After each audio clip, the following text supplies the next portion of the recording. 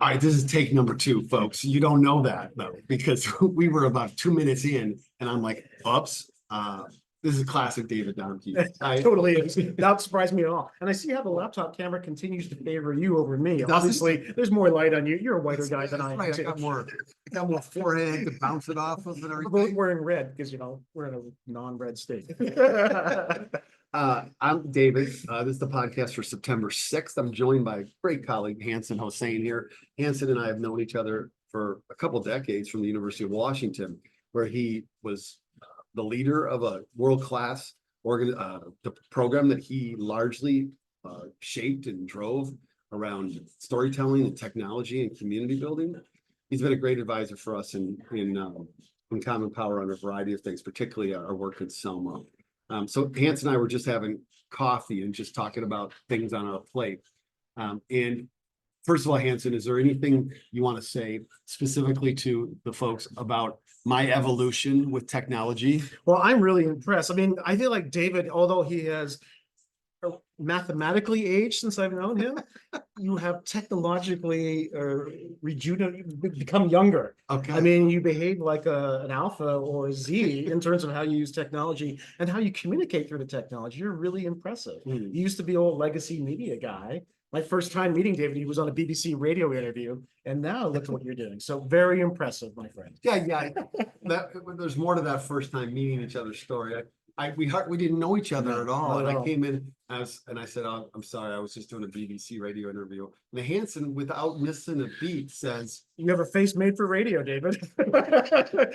But yet we're still friends after that first insult. Totally. It's been built on insults and respect. All right. This right here, this microphone, which you all don't usually see, is a product of Hanson's advice to me about the quality of microphones. So about 2 months ago, my usual mic just died and I needed to upgrade and got this one. And it definitely works a lot better. I take this stuff really seriously. I'd never do something like this, but you do, and I'm really impressed with that. We're at a coffee shop locally here in Seattle, and we're talking about a variety of different things. I wanted to talk on this podcast about what we'll call stories or narratives. Okay.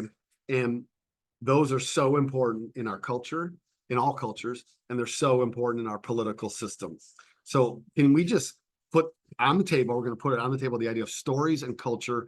I'm sorry, stories and narratives, and ask you just to talk for a couple Yeah, I mean, I think stories are, I mean, it's the existential thread to who we are. Even if we just talk about America, America does not exist without being a story. It's a 19th century, essentially, nation story about a nation. In fact, all nations were created in the 19th century.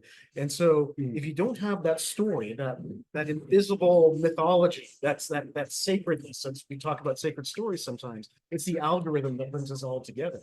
Without it, we're just, especially in America, where there's such diversity in who we are, there's nothing else to identify with this place, other than that construct that we created around the story that is America. The founding fathers, the Constitution, the Revolution, all those things, manifest destiny, that's all part of the story. And it directs us to say we all believe in that story. And because we've all subscribed to it, we trust each other to work together to keep building it. The challenge right now, in my opinion, is that the story is foundering, the sacredness of its founder. And if we don't find ways to rejuvenate or create a new story, then we won't be able to move forward together with the trust that we require. Well, in the mythology that is the United States, and Joe Biden would regularly say, and people before him have been in the White House would say, you know, we're the only nation founded as an idea, okay, which is not the case, right? Okay, but is it inevitable that story, that narrative, the exceptionalism of America narrative would begin to break apart when we actually began to come to terms with the long legacy of racism and oppression in America? Well, it's sometimes in journalism, we like to say, don't let the facts get in the way of a good story. And I think the founding of America is definitely a case of that, where the facts definitely got in the way of what the good story is. The good story is that they're using European, ancient ideals of the equality of man and freedom to say, well, we're all born that way and we're all entitled to that. But the reality, the facts on the ground is exactly the opposite, right? And so what's so interesting to me about America, when I think about stories, that we had all the great intentions, but none of the facts. And now it's almost like, I call it a poison pill. Mm. Now that we're fulfilling the premise of the story finally, a lot of people are saying, well, you know what? That's not exactly what I signed up for. Okay. Okay. And this thing that we used to say was so sacred, when you hear about judges talking about, original, constitutionalism and everything else, because they thought that cannot be moved. Now they're saying, maybe the Constitution is not so great anymore, if it means that these people all of a sudden have the same rights as me, or they're taking my power away.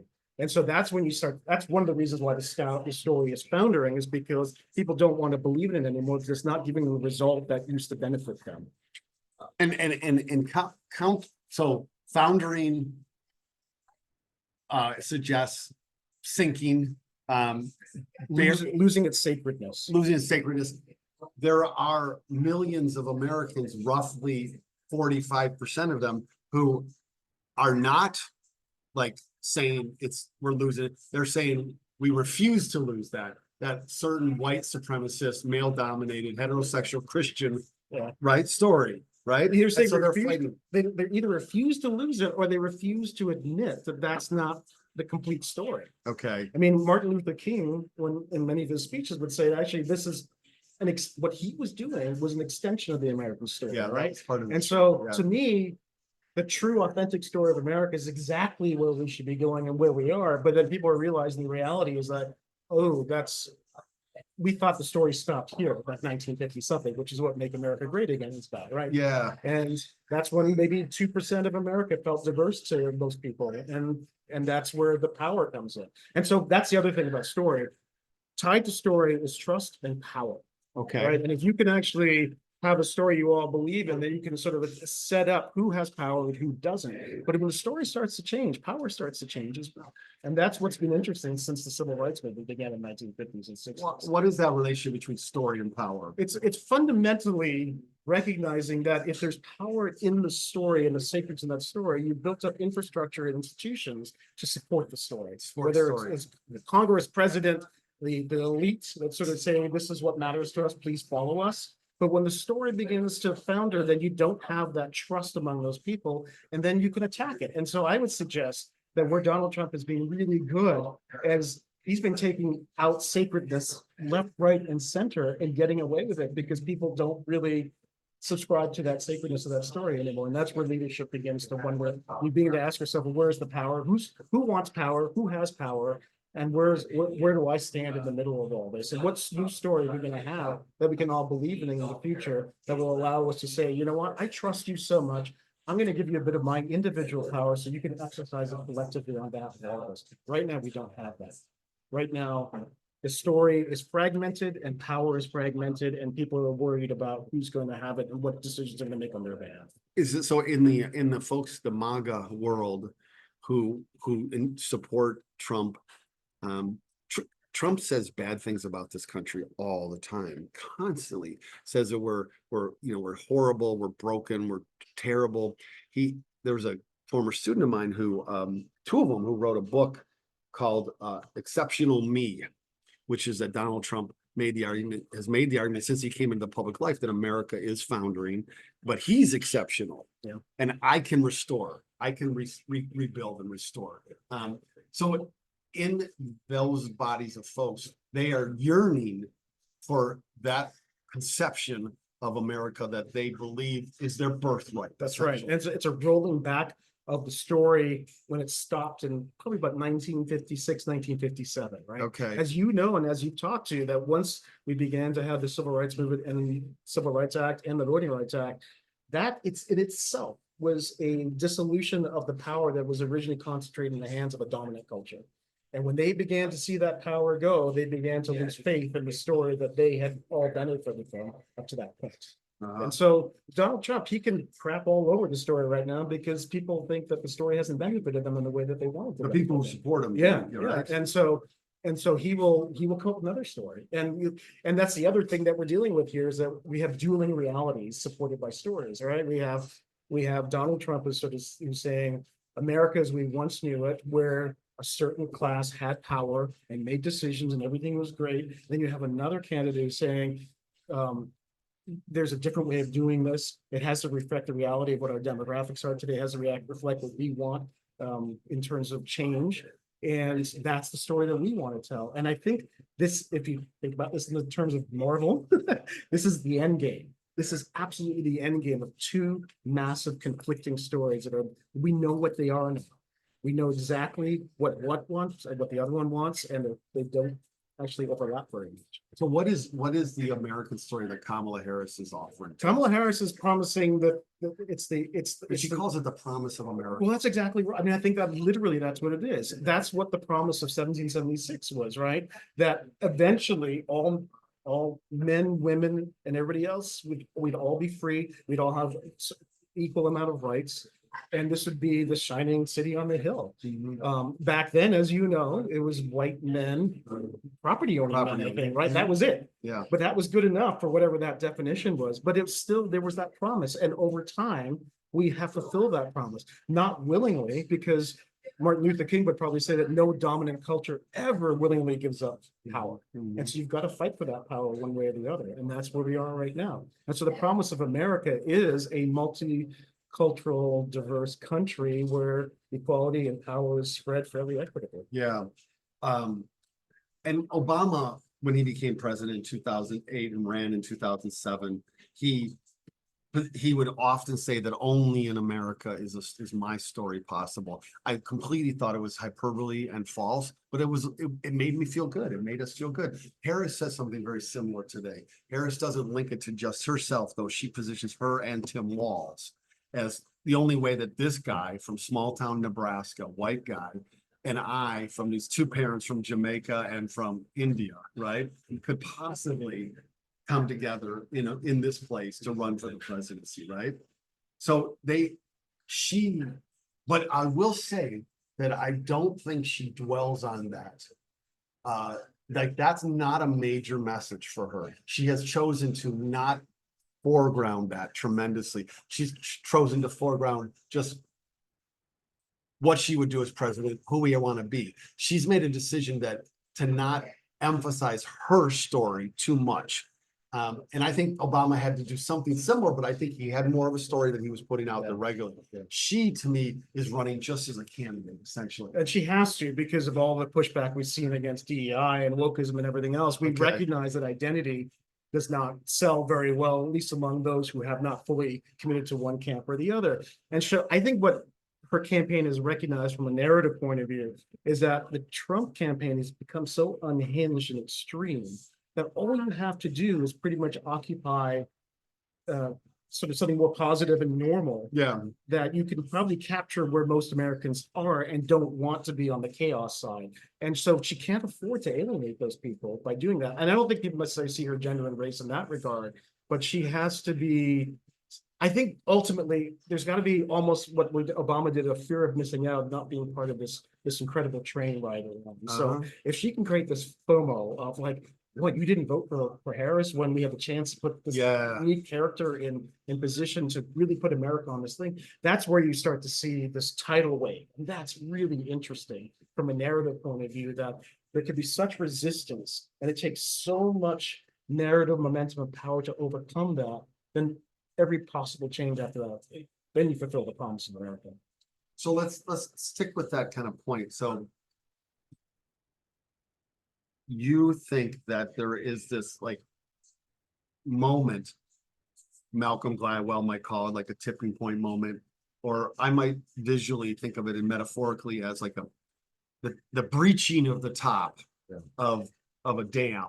Okay, that you think that there's a possible breaching of the top of the dam for the Harris Walz campaign, where people go from they say, I want to join this. Yeah. I want to get on this. And they're not the ones that have already been with her, the other ones who are like kind of indifferent or just in the middle, but they're like, they recognize this is a moment. That's exactly right. That's what we're looking for, is that moment. I'm not quite sure we've gotten there quite yet. Yeah. Because with Obama, I think most Americans, whether or not they liked him, wanted to pat themselves in the back and say, hey, aren't we great as America? We just elected our first Black person to president. And some people who voted for Obama then went ahead and voted for Trump a few years later, right? That was the moment there, which was a historic moment with Harris. I think it's a combination of who she is, but as much about what Trump is putting out there, which is so antithetical to what America has been in the last 50 or 60 years. That all she has to do is create this energy around that sort of says, you know, there's this thing that we got to go through, and it's terrible. This is like the worst of all suspense movies, and they can go bad. But that's when you create that momentum that just pushes through, and that could really create something special. But she has to, it's a delicate dance, right? She's got to be very careful that she maintains that and keeps as many people in that tent as possible, and just make it feel so inevitable that people feel like they've got to be there as well. Okay, so, is it essential for a presidential candidate to have like a coherent story? A personal coherent story. I don't know Trump what was coherent. Trump's, I wouldn't say it's personally, he has a story about like, though he's gonna Yeah. make America great again. Yeah. That's his argument, okay? Only I can do this, okay? Harris doesn't run on only I can do this. It's a we, right? And I felt like even watching the convention that they were working very hard. Who's The organizer of the The convention? Dems? Yeah, strategically, the Dems were working very hard to create a story for her. Uh-huh. Because yeah. she's an unknown character for the Right. most part. People, and she might not even have enough substantively to be that story character. But at the same time, she might even be an avatar where you just need somebody who can move the needle collectively for us to get out of this mess that we're in right now. And so I think people are almost assigning their own hopes and aspirations to her without necessarily acknowledging whether there's any really inspiring story within Kamala Harris. Sure. And I think that's interesting in itself. So you have to look at, and this might be a bigger story than her. It might be a story about, man, America is really the crossroads right now. It's this or that. Yeah. And she just happens to be the leader of this, and he is the leader of that. And I don't want that. So we got to go this. And I really want this to be big this time. The Harris campaign is working very, very hard to continue from the start. They have done this, and now they're working to continue it, to position her as the underdog. Okay, like that's their frame. We're the underdog. We are behind. We are the underdog. Why is that so important? I think it's important for two reasons. First of all, you don't want people to get so complacent about her winning that they don't show up. And secondly, I think she's a woman of color, right? And a lot of people in this country would feel threatened by somebody who's got that much momentum and power behind it. Yes. And so coming at it from this underdog position, which we love in America, we love underdog stories. That's what most of our Hollywood stories are about, overcoming some kind of challenge. Allows her story to not, you don't want the story to end until the last possible minute. Okay. You don't want people to make up their mind and say, okay, I don't want that being in charge of me, or I'm not comfortable with a woman making decisions about me. You want to be rooting for her in a way that says, you know, oh yeah, if I root for Kamala Harris, that's actually, I can align that with the story of America, because America is sort of this unfinished, hopeful thing. And I really I see hope in her as well. So let's put those two tracks together. But if her story's over and she's like dominant and she's inevitable to win, and people start getting this cold feet about, wait a minute, what does this really mean for me? And they start thinking about it, then we might have some traditional people saying, I'm not quite sure I'm ready for a female president. Yeah. That does make me think about 2016 with Hillary Clinton. And Clinton was perceived the whole way as the front runner. Yeah. She was going to win in people's minds. And so maybe that's a lesson they've taken from that, is that if to break the glass ceiling, to break all of these ceilings that Harris is working towards, you have to you have to present yourself as the underdog, because then you aren't as explicitly a threat. It's exactly right. That's really nice to put. There's got to be that inherent humility, so that people are open to you, as opposed to that shut you down because you see you're a threat.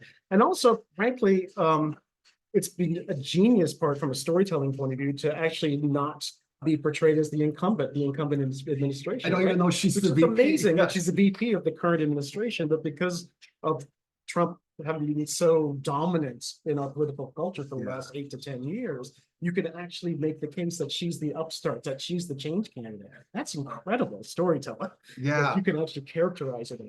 It is amazing. And the polls do suggest that she is not tagged with the Biden stuff. She's not. It's partly because she's vice president and she wasn't very visible as the vice president. And it's partly because I would say it's partly because the identity shift is so dramatic Yeah. from Biden. That's probably true. 81-year-old Yeah. white guy to her, right? Yeah. Like we're talking a massive visual shift just alone. Okay, like if she was Tim Walz, if she looked kind of like Biden-esque, I do think that visualization marks them as different. I think that's I think that's really well said. You may have heard this many times, but um, I find this very interesting that Americans for the last since Obama have been very much supportive of this idea that we need to change things. Things aren't working very Change, well. yeah. And so can she put herself out there from a storytelling point of view as the change candidate? Yeah. When Trump has really occupied that space for so long because he's so disruptive and he wants to tear down everything that we built. So that's change writ large. But how do you present a counter narrative to that as being a true change candidate that will actually do something more constructive than destructive? Yeah. I think that's how she's positioning herself. I think she's done a pretty good job of like she is seen as more of the change candidate than Trump, Yeah. right? And that's gotta be mind-boggling to Trump, Yes. right? Who has always been like, I'm the one gonna blow everything up. Yeah. So, okay, so we're coming up to the debate. And we're gonna have the debate on Tuesday, and it may be the only presidential debate these two have. Whole data, public opinion data suggests massive audience for this debate, okay? Want to see Trump and Kamala Harris, right? Going, and there's just so much to unpack there. Like, what's your advice to Trump? And then what's your advice to Harris going into that from a narrative perspective? That's right. And I'm advising Trump to do Yeah. well, you mean? Yes, yes. Wow. I would want him to come across as strong and cohesive in his language and relatively policy oriented, not attacking her too much, but still being critical in ways that sort of diminish her because he still wants to come across as the dominant alpha male. Yeah. But it can't be the stuff that he's been doing for the last few weeks because that just turns everybody on, right? And But he's if- on the same stage with her, which feels much more intense when you're on the stage. Well, and you saw what he did with Hillary, right? He had his imposing physical self sort of overhang over her, and Yes. that made a big difference. And so he needs to.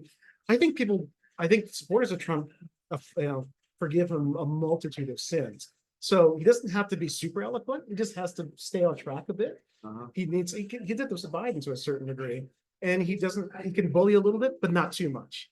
And if he can just do that, he'll be fine. Okay. He won't lose anybody. I don't think he'll gain anybody. Yeah. With Harris, I think I want to see a bit more of her bulldog prosecutor self. Okay. I think she's got to play a bit of Trump's game, but her strength in her own way in terms of who she has been coming up as attorney general and prosecuting attorney. And then she needs to, if there are attacks, I think she's been doing great in an interview. She basically says that's not we're not talking about that anymore. I'm not going to respond to that. I'm going to focus on the issues. And the story I want to tell is about what America's going to look like the day that I win. And just get past this. I think a lot of people are just tired of the chaos of what Trump's selling, even people who supported him.